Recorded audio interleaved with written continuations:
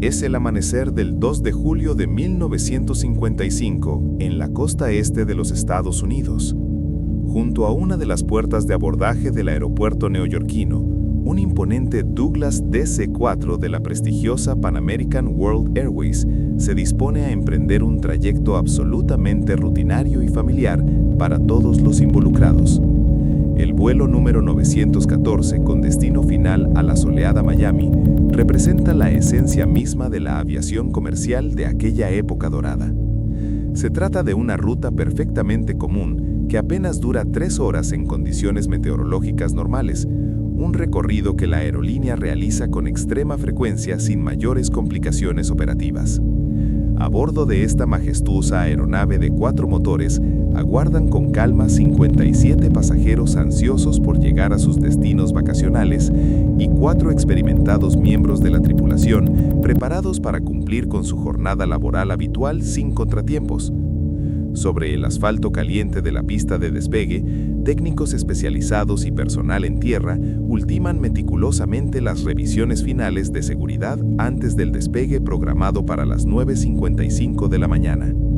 La aeronave luce impecable bajo los primeros rayos del sol matutino que iluminan su fuselaje blanco con franjas azules características de la compañía. Las condiciones climáticas son absolutamente ideales para volar sin contratiempos de ningún tipo, con cielos completamente despejados y vientos ligeros favorables.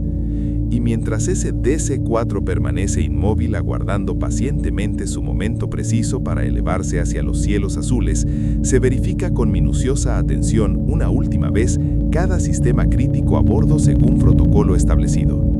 Los ingenieros de vuelo revisan presiones de combustible, los pilotos confirman instrumentos de navegación y los auxiliares aseguran el equipaje en bodega.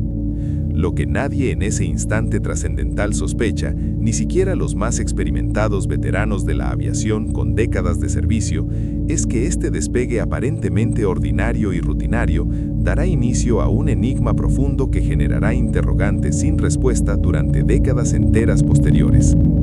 Un misterio que provocará versiones contradictorias entre testigos presenciales, testimonios imposibles de conciliar entre sí según las leyes físicas conocidas y una sensación persistente de que algo fundamental se nos escapa constantemente de la comprensión racional humana. Un código de vuelo asignado por la compañía, una aeronave comercial perfectamente funcional y una ruta perfectamente trazada en los mapas de navegación que jamás encontrarían su punto final esperado en el destino programado. Esta es la crónica detallada y los hechos documentados detrás del legendario vuelo Pan American 914, un caso que capturaría la imaginación colectiva durante generaciones completas sin explicación racional aparente que satisfaga plenamente a investigadores serios. A las 9:55 exactos de aquella mañana soleada de verano, el DC-4 comienza a avanzar con fuerza decidida por la larga pista de cemento liso y bien mantenido. La imponente nave incrementa progresivamente su velocidad mientras los 4 motores radiales rugen con potencia contenida y rítmica, y en cuestión de segundos se alza majestuosamente por encima del aeródromo, dejando atrás una estela invisible en el aire límpido y transparente. En la cabina de mando, el comandante experimentado con años de vuelo acumulados confirma con voz serena y profesional la altitud alcanzada y el rumbo preciso con la torre de control terrestre mediante comunicaciones radiofónicas. La comunicación radiofónica suena nítida y clara como el cristal, sin la más mínima interferencia ni estática molesta que perturbe la transmisión constante entre aire y tierra. Rumbo al sur, siguiendo la costa atlántica, ascendiendo paulatinamente hacia el nivel de vuelo programado con antelación minuciosa por los planificadores de ruta, todo transcurre según lo meticulosamente previsto en los protocolos estrictos de la Compañía Aérea Internacional, sin desviaciones aparentes. En la zona de pasajeros, la atmósfera reinante no podría ser más serena y placentera para un vuelo matutino de corta duración hacia destinos vacacionales. Algunos viajeros distraídos hojean con calma las páginas del diario matutino recién impreso, absorbiendo las noticias políticas y deportivas del día, mientras saborean su café humeante servido por las elegantes azafatas de uniforme impecable. Un par de personas relajadas encienden tranquilamente un cigarrillo aprovechando la libertad permitida permitida en aquella época dorada de la aviación comercial sin restricciones sanitarias modernas, algo absolutamente habitual y socialmente aceptado en los años 50. Los 4 motores radiales emiten un zumbido constante y rítmico que se convierte en una suerte de nana mecánica hipnótica para quienes intentan dormir en sus asientos tapizados de tela suave y cómoda. El firmamento azul permanece completamente límpido sin una sola nube algodonosa que perturbe la visibilidad perfecta en todas direcciones posibles desde las ventanillas ovales. Absolutamente nada en el entorno despierta la más mínima sospecha o inquietud entre pasajeros despreocupados que conversan animadamente y tripulación profesional que cumple sus funciones rutinarias. Todo indica sin lugar a dudas un viaje apacible y sin sobresaltos aparentes de inicio a fin según todas las apariencias externas normales.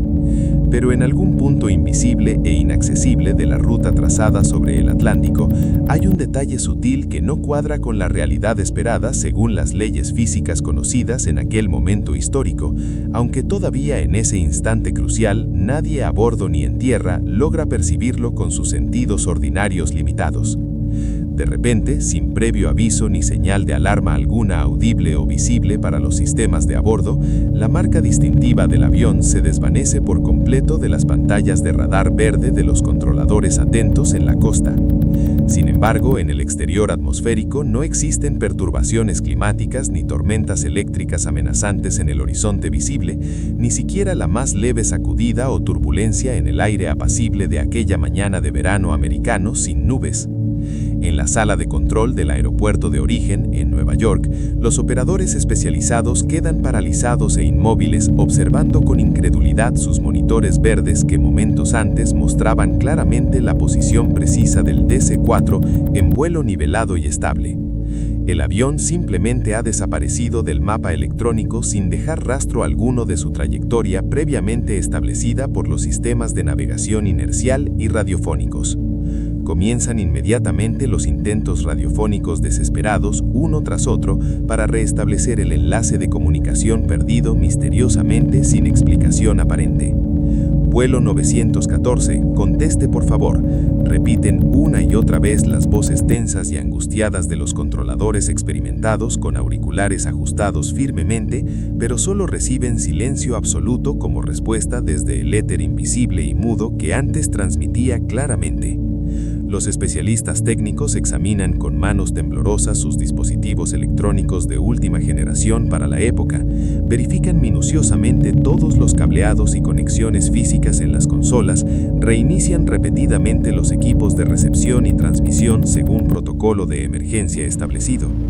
Todo el sistema responde correctamente a cada prueba diagnóstica exigente realizada por los ingenieros de comunicaciones, pero la aeronave en el aire no emite señal radio alguna, ni siquiera una estática mínima que indique presencia física o funcionamiento de equipos electrónicos a bordo del DC-4. Algo inexplicable sucede en las alturas sobre el Océano Atlántico y el misterio permanece completamente intacto, impenetrable para la lógica humana más avanzada de la época sin explicación racional aparente.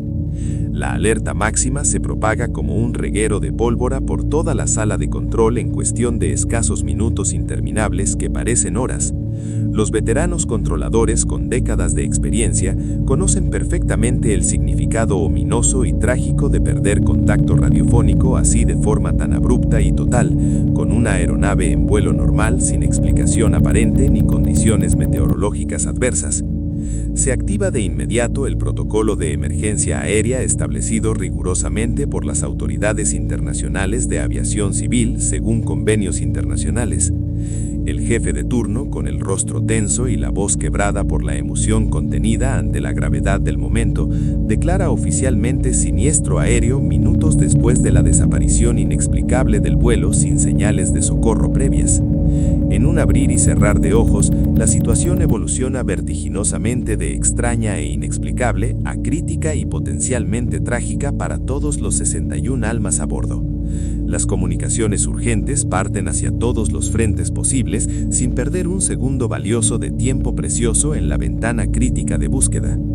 Se notifica de inmediato a la Administración Federal de Aviación Civil, con sede en Washington. Se alertan bases militares estratégicas en la costa este estadounidense mediante líneas seguras. Se establecen contactos directos y constantes con las oficinas centrales de Pan American en Nueva York y Miami para coordinar esfuerzos.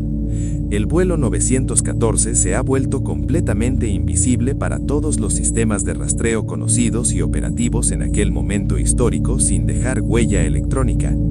Cuando una nave aérea se esfuma del radar sin previo aviso ni señal de socorro desesperada transmitida por los pilotos, la conclusión más lógica y desgarradora es también la más temida por todos los familiares que aguardan en tierra: un accidente catastrófico sin sobrevivientes posibles en aguas profundas del Atlántico.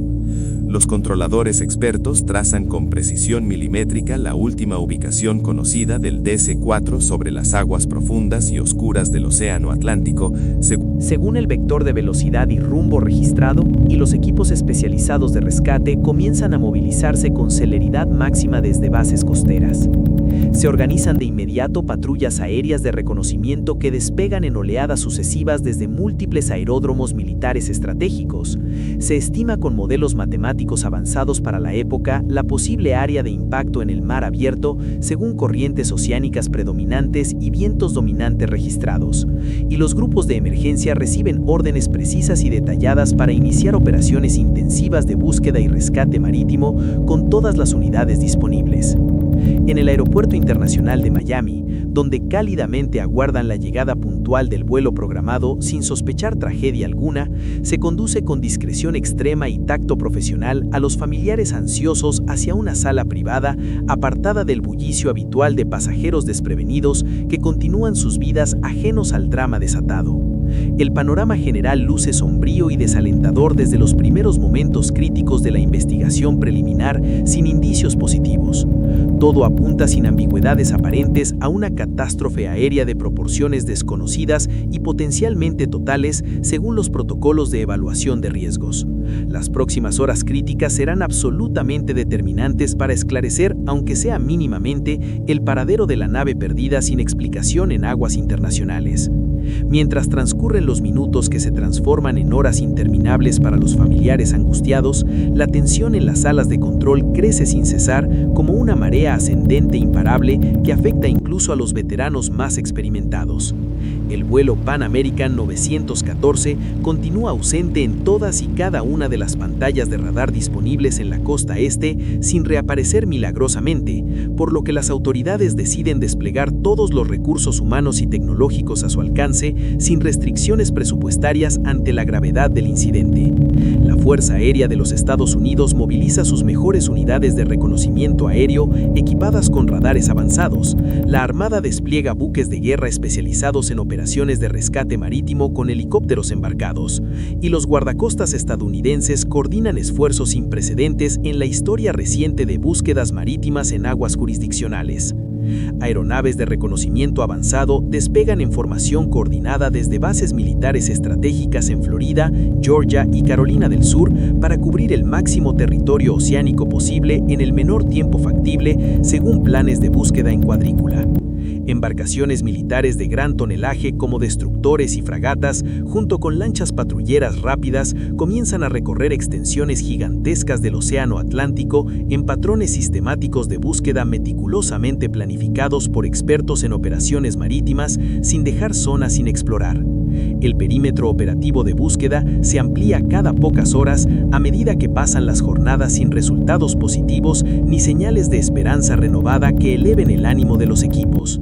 Se cubren meticulosamente miles y miles de kilómetros cuadrados de mar abierto bajo el sol implacable del verano americano que quema la cubierta de las naves de rescate y fatiga a las tripulaciones. Los días se transforman inexorablemente en semanas agotadoras, llenas de falsas alarmas generadas por manchas de algas o restos de naufragios antiguos y decepciones acumuladas que minan la moral. Los reportes diarios meticulosamente elaborados por cada unidad se acumulan en archivadores metálicos sin aportar novedad alguna que altere el panorama general desolador. Todos los equipos especializados coinciden en lo mismo, con pesar creciente y resignación evidente tras analizar minuciosamente cada pista falsa. No hay vestigio alguno de la aeronave desaparecida en ninguna parte del área investigada exhaustivamente mediante todos los medios disponibles. Ni una mínima mancha de queroseno flotando en la superficie azul del océano que indique fuga de combustible, ni una sola plancha de metal retorcida a la deriva moviéndose con las olas que sugiera desintegración en vuelo, ni siquiera un chaleco salvavidas de color naranja brillante que indique mínimamente la tragedia ocurrida en aguas profundas según protocolos de emergencia. Las semanas se alargan sin piedad como meses enteros de búsqueda infructuosa que agotan recursos económicos y humanos sin resultados concretos que justifiquen continuar indefinidamente. Luego, los meses transcurren lentamente, arrastrando consigo la esperanza menguante de los familiares destrozados por la incertidumbre permanente sin cierre emocional posible. Finalmente, la costosa operación de búsqueda se suspende oficialmente por falta absoluta de resultados concretos después de agotar todos los recursos disponibles y explorar exhaustivamente todas las áreas probables según cálculos técnicos. Ya no queda absolutamente nada por rastrear en aquellas aguas infinitas y hostiles que guardan celosamente su secreto sin revelarlo a la humanidad curiosa. No surgen nuevas pistas ni indicios mínimos que renueven la esperanza de los familiares destrozados por la incertidumbre permanente que les impide hacer duelo completo. Las autoridades aeronáuticas cierran formalmente el caso después de exhaustivas investigaciones técnicas que no arrojan conclusiones definitivas sobre las causas y declaran oficialmente que la nave se precipitó al mar sin dejar rastro físico alguno y que todos sus ocupantes perdieron trágicamente la vida en el accidente según presunción legal. Lo que nadie prevé en aquel momento de duelo colectivo es que esta narrativa está lejísimos de alcanzar su desenlace final definitivo que ocurrirá décadas después. Es 21 de mayo de 1992, 37 largos años después del siniestro aéreo jamás resuelto satisfactoriamente en el Aeropuerto Internacional de Maiquetía, ubicado estratégicamente en las afueras de Caracas, capital de Venezuela. Los controladores de tráfico aéreo observan con atención profesional sus monitores parpadeantes de última generación para la época, revisan minuciosamente los planes de vuelo registrados en sistemas informáticos avanzados, supervisan constantemente los arribos programados y las partidas puntuales según horarios establecidos oficialmente por las aerolíneas. Todo parece absolutamente ordinario en aquella jornada laboral aparentemente común y sin incidentes previstos en el calendario operativo del aeropuerto venezolano, hasta que de pronto, sin previo aviso ni explicación técnica aparente que justifique su presencia, una señal completamente desconocida e inexplicable irrumpe de forma abrupta en las pantallas de radar del centro de control principal sin identificación transpondedor válida. No corresponde a ningún plan de vuelo registrado en los sistemas informáticos oficiales ni aparece en las listas actualizadas de tráfico aéreo autorizado para aquel día según registros cruzados. Simplemente emerge de la nada como un fantasma electrónico en el espacio aéreo venezolano sin seguir los protocolos establecidos de identificación obligatoria. Juan de la Corte, el operador de turno con años de experiencia acumulada en la torre venezolana, al principio supone con escepticismo profesional que se trata simplemente de un error técnico momentáneo o fallo transitorio del equipo radar sofisticado debido a interferencias atmosféricas, pero la marca persiste obstinadamente en la pantalla verde sin desaparecer, ni parpadear como suele ocurrir con las interferencias comunes de origen atmosférico o electrónico, que suelen ser efímeras. Así que toma con manos firmes sus binoculares militares de alta precisión óptica, se incorpora lentamente de su asiento ergonómico ajustado a su estatura y entonces lo distingue claramente en el horizonte lejano con sus propios ojos humanos sin ayuda de instrumentos adicionales. Un punto distante y minuto pero innegablemente real que se acerca progresivamente ganando tamaño aparente en el campo visual. A medida que la nave misteriosa se aproxima a velocidad constante y controlada sin maniobras erráticas, lo que finalmente se revela ante los ojos atónitos de los controladores carece completamente de lógica racional en el contexto tecnológico de los 90.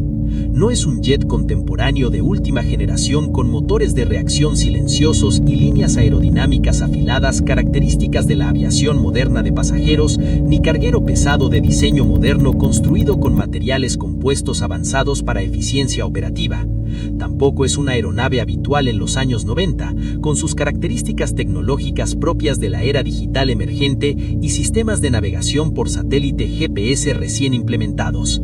Es algo radicalmente distinto, anacrónico y completamente fuera de lugar en aquella tecnología avanzada que contrasta brutalmente con el diseño visible. Un cuatrimotor de hélices de gran envergadura y diseño clásico, con líneas redondeadas propias de décadas anteriores y no uno cualquiera fácilmente identificable por los controladores actuales, formados exclusivamente con aeronaves modernas de reacción.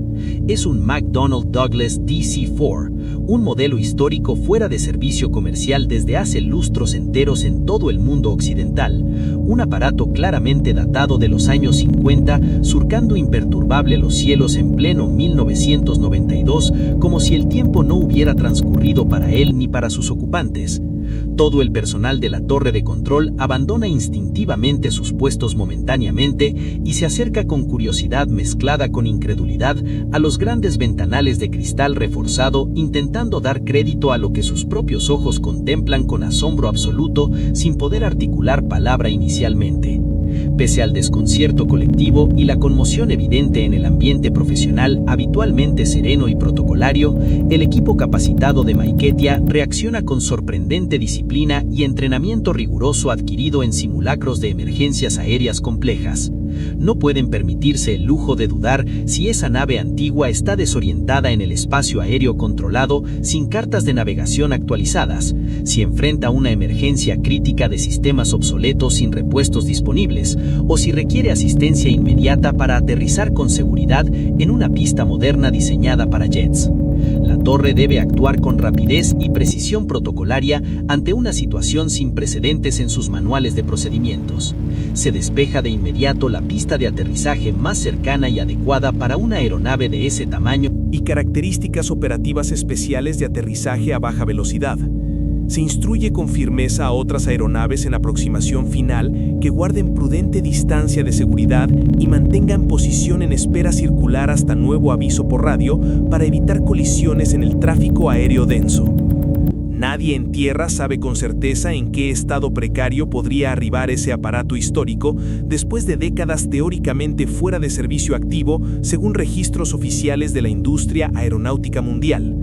Juan de la Corte acciona con decisión el micrófono de comunicaciones de alta frecuencia y establece contacto radiofónico, intentando sonar calmado y profesional, pese a su asombro interno que lucha por controlar mediante técnicas de respiración. Informa con voz serena de las condiciones meteorológicas favorables en tierra, con visibilidad excelente y vientos ligeros cruzados.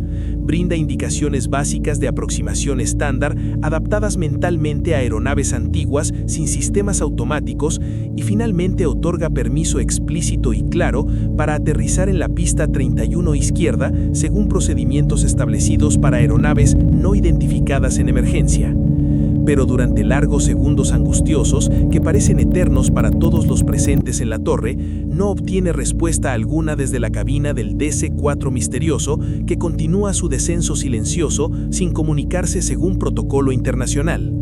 Juan insiste repetidamente cambiando frecuencias de emergencia internacionales y modulando su tono de voz para maximizar comprensión en caso de equipos obsoletos, hasta que finalmente alguien contesta desde el otro lado del éter con una voz que suena extrañamente nítida, clara y sin distorsión alguna pese a la antigüedad supuesta del equipo de radio a bordo. El piloto al otro lado de la línea pregunta con calma desconcertante su ubicación geográfica exacta y coordenadas actuales, como si estuviera completamente desorientado en el espacio. Lo hace con un acento profesional y una dicción impecable propias de los aviadores legendarios de la era dorada de la aviación comercial internacional de los años 50. Se identifica con firmeza y seguridad absoluta como correspondiente oficialmente al vuelo 914 de Pan American Airways en servicio regular programado según itinerarios vigentes.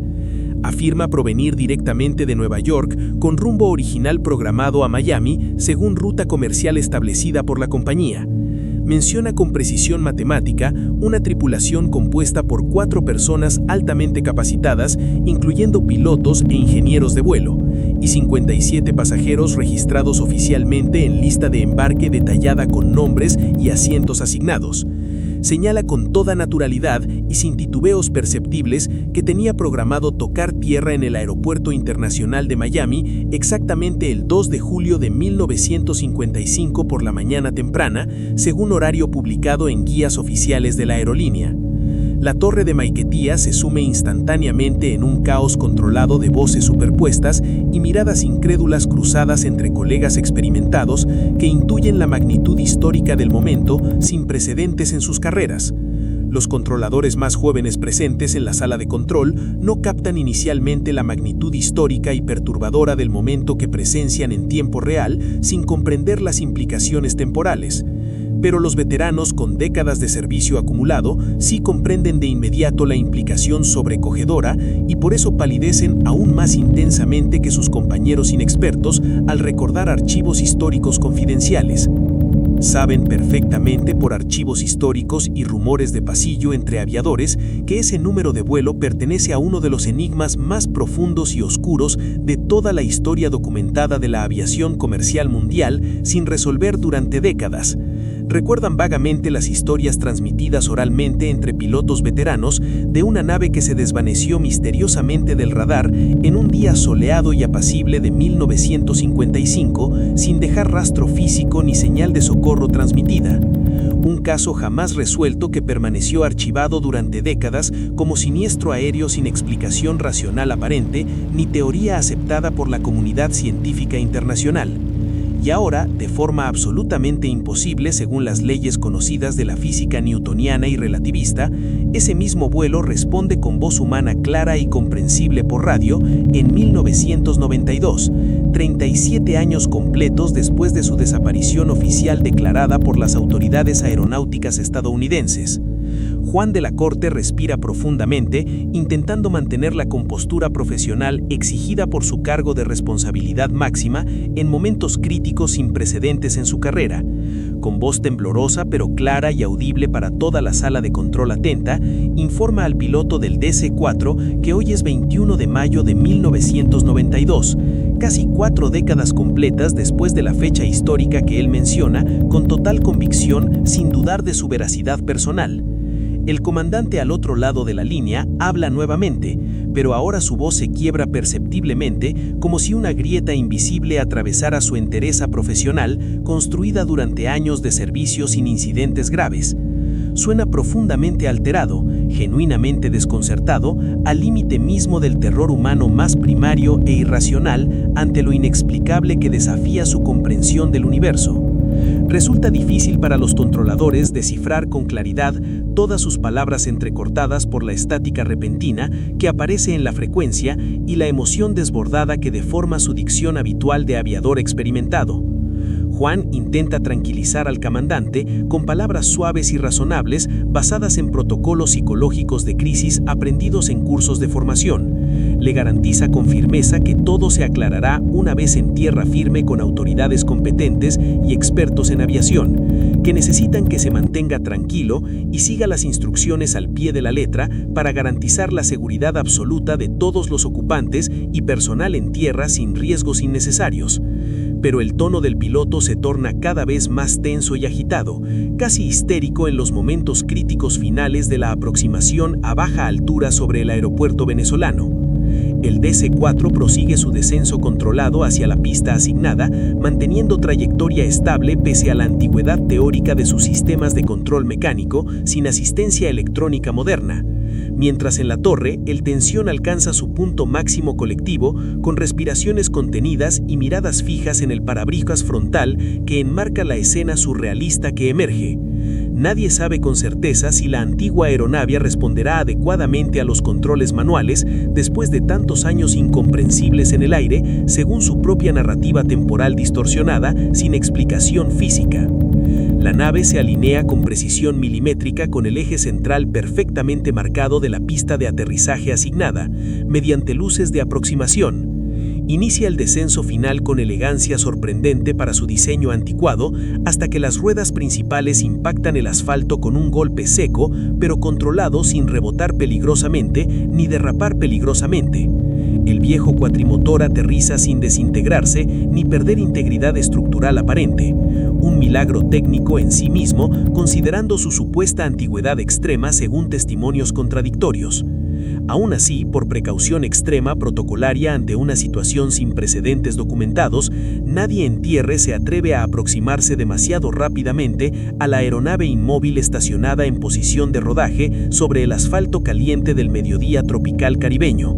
Se trata de un avión antiguo con líneas suaves y redondeadas características de su época dorada pre-jet, con hélices de madera laminada y metal obsoletas para el transporte comercial moderno de pasajeros que contrastan brutalmente con los aviones contemporáneos en la plataforma.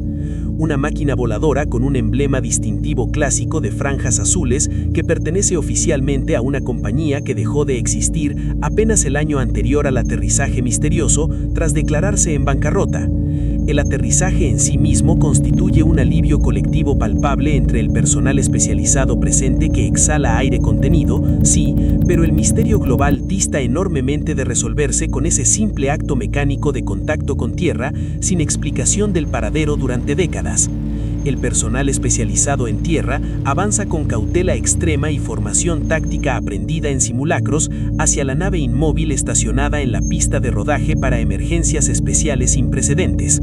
Mantienen una distancia prudente inicial mientras evalúan visualmente el estado general externo de la aeronave, sin signos aparentes de daño estructural catastrófico ni líquidos de combustible visibles que indiquen peligro inminente.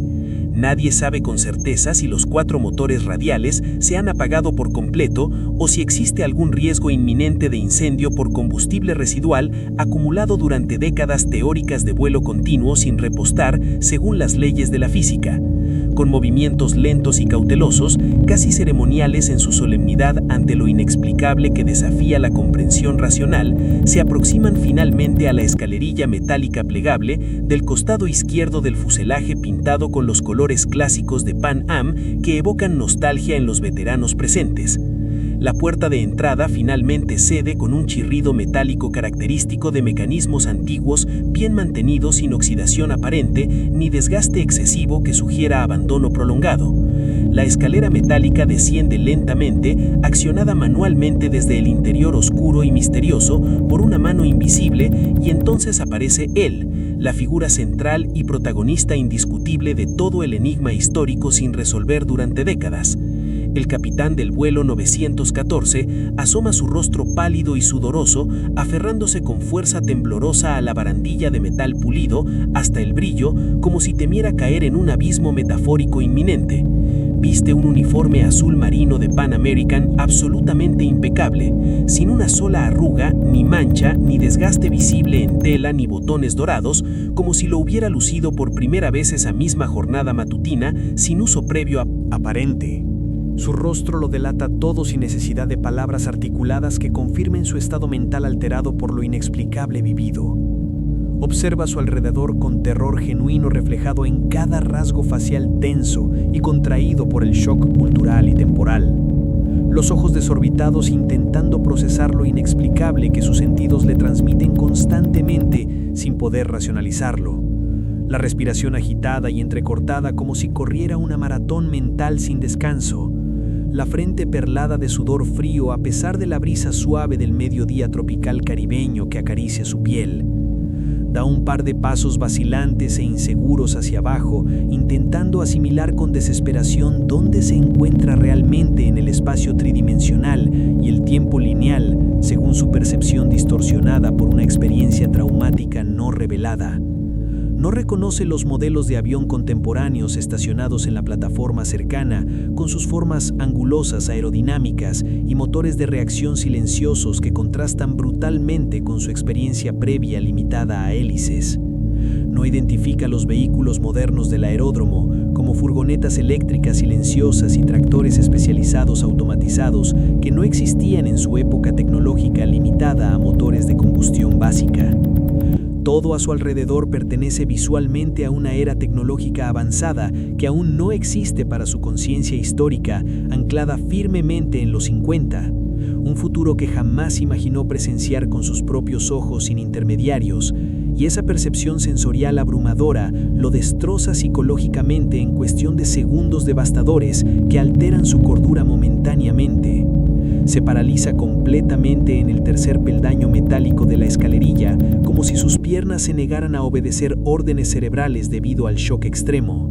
Sucumbe abruptamente al pánico más puro e irracional que invade cada fibra de su ser humano sin poder controlarlo mediante técnicas de respiración aprendidas.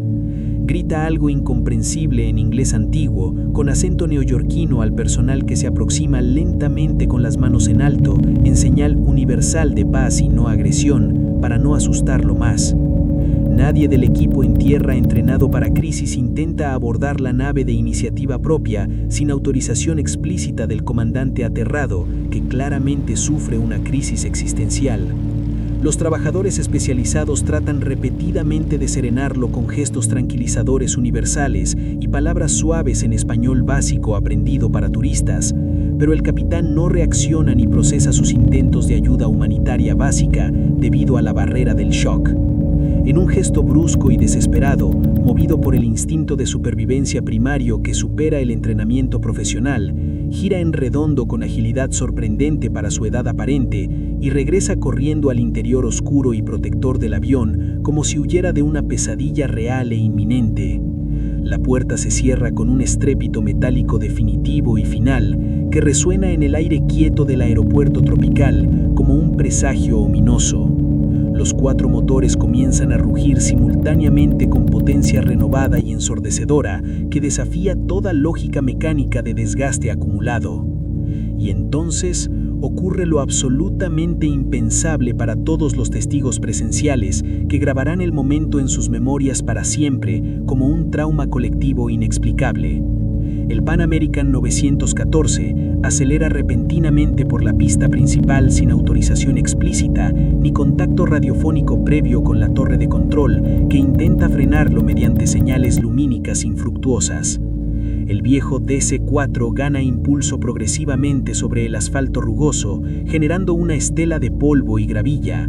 Vibra intensamente como si protestara contra las leyes físicas conocidas y el paso implacable del tiempo lineal. Se inclina ligeramente hacia atrás, alcanzando el ángulo crítico de despegue, y finalmente se eleva nuevamente hacia los cielos azules infinitos, dejando tras de sí un aeropuerto entero que no logra creer lo presenciado con sus propios ojos, sin manipulación externa ni ilusión óptica. La nave desaparece una vez más en el horizonte azul infinito, sin dejar rastro visible de su trayectoria ascendente ni estela de condensación característica de los motores a reacción modernos. Juan de la Corte mantiene el canal de radio abierto con dedos temblorosos y sudorosos pegados al micrófono, insistiendo una y otra vez con voz quebrada por la emoción contenida para que el piloto regrese inmediatamente a tierra segura antes de que sea demasiado tarde, para que se identifique formalmente según protocolo internacional de aviación civil, para que responda a sus preguntas urgentes sobre el paradero de los pasajeros durante décadas, pero no recibe señal alguna desde el éter silencioso y hostil que antes transmitía claramente. La transmisión comienza a degradarse perceptiblemente con interferencias crecientes de origen desconocido, hasta que simplemente se extingue por completo como una vela al viento, se desvanece en la nada absoluta, exactamente igual que ocurriera 37 años atrás, en 1955, según los registros históricos oficiales archivados.